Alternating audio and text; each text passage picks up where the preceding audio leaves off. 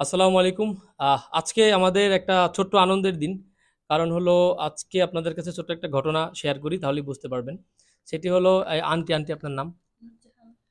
Nurjahan aunty মোটামুটি একটা ভালো ফ্যামিলি থেকেই বিলং করেন। কিন্তু উনি বিভিন্ন সময়ের কারণে উনার এখন আর্থিক অবস্থা খুবই একটু খারাপ অবস্থার দিকে যাচ্ছিল। স্বামী মারা গেছে, ছেলে সন্তান নাই। ওনার এখন হলো অবস্থা একটু খারাপ। তো যে কারণে উনি আসলে আমাদের পাশের অফিসেই আ আ তানভীর ভাইদের অফিসে আসছিলেন একটু আর্থিক সহায়তার জন্য। কারণ উনার ফ্যামিলি চলছিল না। পরবর্তীতে আমরা সবাই মিলে সিদ্ধান্ত নিলাম এবং উনিও চাচ্ছিলেন না যে কারো কাছ থেকে হাত পেতে কিছু নিতে।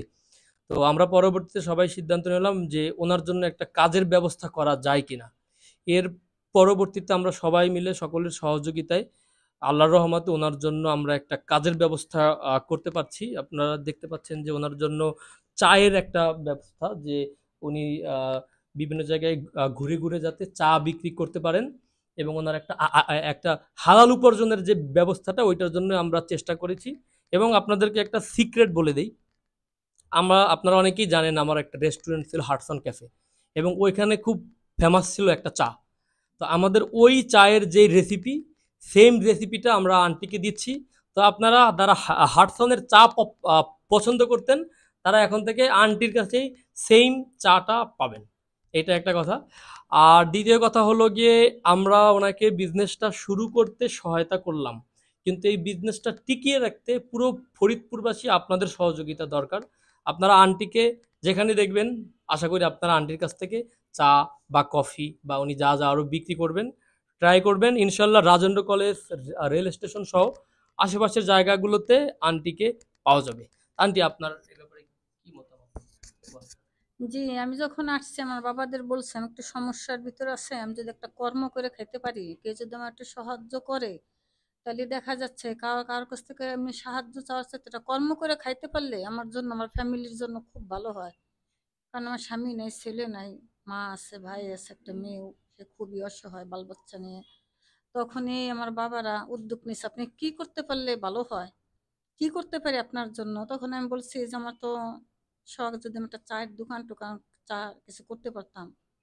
তখন বলল যে আমরা যদি এটা করে এভাবে করবেন একটা চা, আমি কই, খুব করব, আমি অনেক খুশি, অনেক খুশি।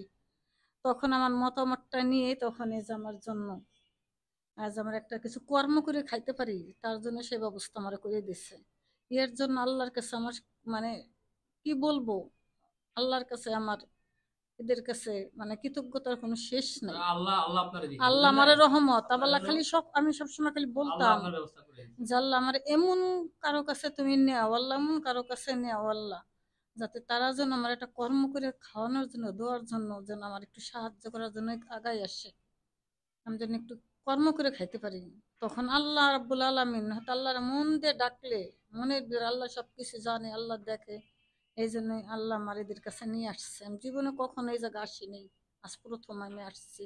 এবং বলার সাথে সাথেই আমার কোনো কিছু যাচাই বাছাই না করে আমি যা বলছি আমার মুখের কথা বিশ্বাস করে আমার এত বড় একটা উদ্যোগ নিচ্ছে।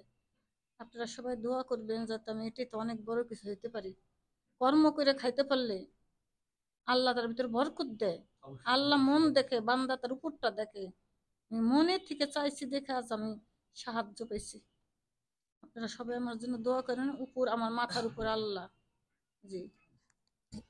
ঠিক আছে, তাহলে সবার কাছে রিকোয়েস্ট থাকলো আন্টির ব্যবসাকে আগায় নিতে পুরো ফরিদপুরবাসী যারা যেখানে আন্টিকে পাবেন আশা করি চা খাবেন। আন্টির ব্যবসা আগাক হালাল পথে, আন্টি উপার্জন করুক এবং আপনাদের কাছেও রিকোয়েস্ট থাকবে কেউ যদি কোনো সাহায্য চাইতে আসে তাকে একটা কাজের ব্যবস্থা করার চেষ্টা করুন। কারণ আপনি সাহায্য করবেন মানে এককালীন, সারা জীবন তো কাউকে সাহায্য করতে পারবেন না। এই ক্ষেত্রে সবাই একসাথে থাকবো আমরা ইনশাল্লাহ। ধন্যবাদ সবাইকে। আসসালামু আলাইকুম।